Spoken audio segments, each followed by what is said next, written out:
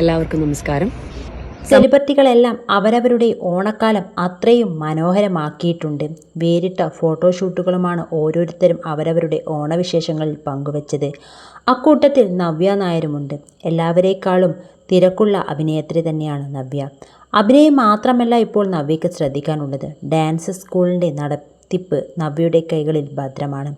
ഒപ്പം റിയാലിറ്റി ഷോകളിലും ഇടയ്ക്കൊക്കെ താരത്തെ കാണാറുണ്ട്. ഇത്തവണത്തെ തൻ്റെ ഓണാഘോഷം വീടായ നന്ദനത്തിൽ വെച്ചായിരുന്നു.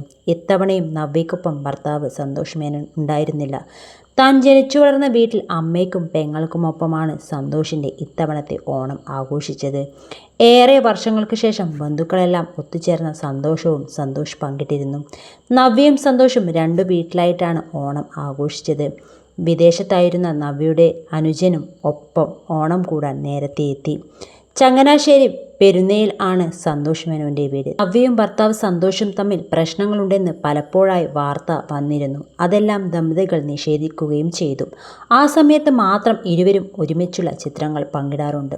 ഇത്രയും വലിയ ആഘോഷങ്ങൾ നടന്നപ്പോൾ പോലും ഒരു ആഘോഷങ്ങളിലും നവ്യയും സന്തോഷും ഒരുമിച്ച് പങ്കെടുത്തില്ല.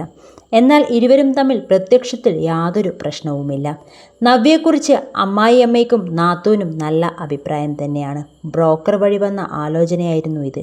അങ്ങനെയാണ് മുതുകുളത്ത് പോയി കുട്ടിയെ കണ്ടതും ഇഷ്ടപ്പെട്ടതും എന്നാണ് സന്തോഷിൻ്റെ അമ്മ മുമ്പ് പറഞ്ഞിരുന്നത്.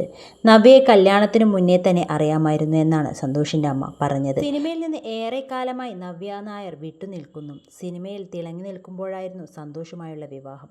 വിവാഹത്തോടെ ചെറിയൊരു ഇടവേള എടുക്കേണ്ടി വന്നു. വീട്ടമ്മയായി ഒതുങ്ങാൻ ശ്രമിച്ചെങ്കിലും ഒരു പരിധി കഴിഞ്ഞപ്പോൾ തനിക്ക് അത് സാധിച്ചില്ലെന്ന് നവ്യ തന്നെ പറഞ്ഞിട്ടുണ്ട്. വിവാഹത്തിന് ശേഷമായിരുന്നു ദൃശ്യം സിനിമയുടെ കന്നഡ റീമേക്ക് ചെയ്തത്. അതിനുശേഷം 2021 രണ്ടാം ഭാഗത്തിലൂടെയാണ് നവ്യ സിനിമയിലേക്ക് തിരിച്ചെത്തിയത്. പിന്നീട് മലയാളത്തിൽ ഒരുത്തി, ജാനകി ജാനി തുടങ്ങിയ സിനിമകളിലും അഭിനയിച്ചു. ഇപ്പോൾ ഡാൻസ് ക്ലാസുമായി തിരക്കിലാണ് നവ്യ.